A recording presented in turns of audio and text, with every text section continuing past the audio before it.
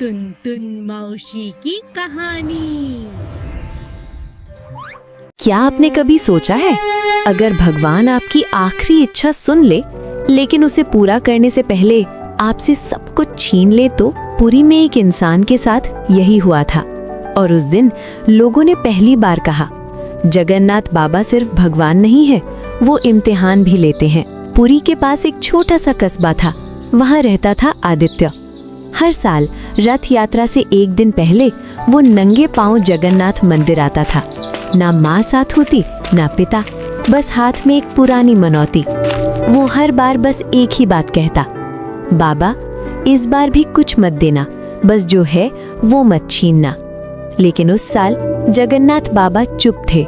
रथ यात्रा से ठीक 3 दिन पहले आदित्य की जिंदगी उलट गई।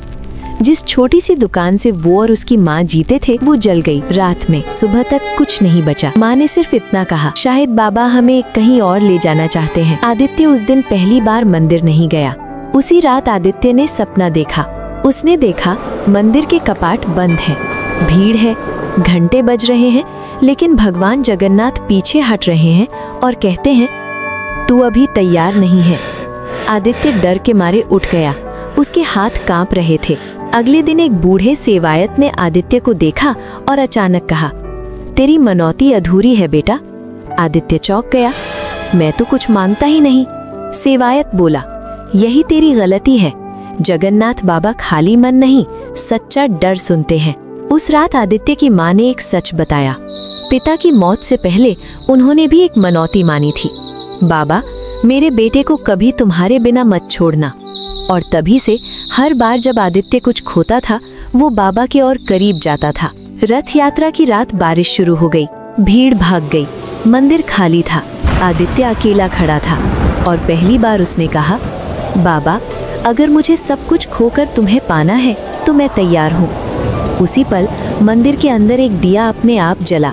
अगली सुबह माँ गायब थी, कोई निशान नहीं।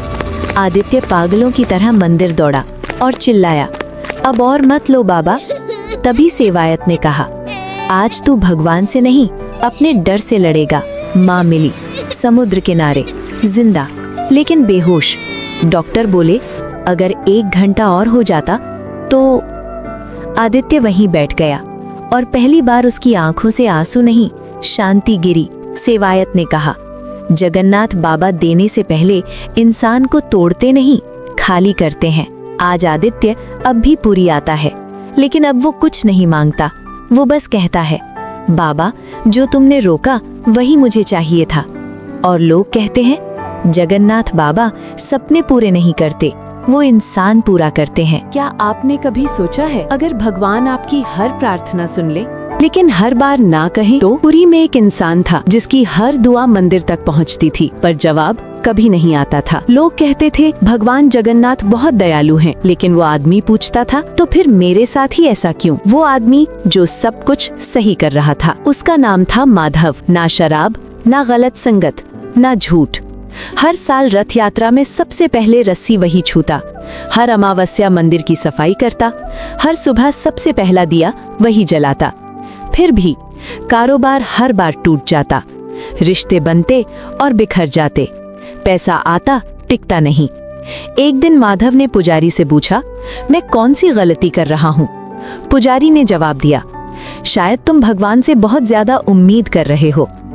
माधव ने एक दिन मनौती मानी, बाबा अगर मेरा ये काम चल गया तो हर साल तुम्हें सोने का चढ़ावा दूंगा।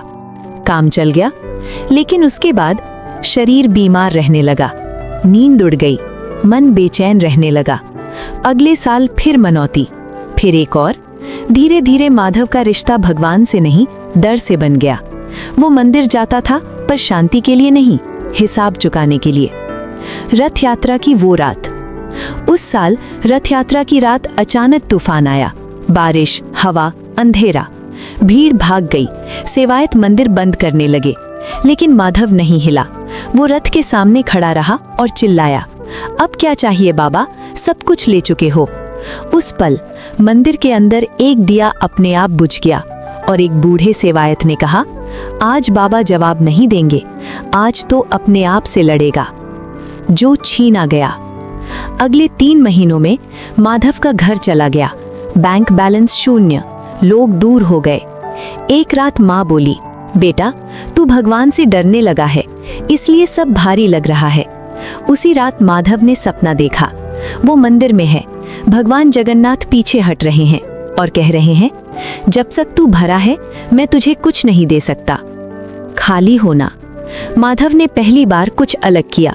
उसने मंदिर जाकर कहा, अब कुछ मत देना, बस जो है वही रहने देना।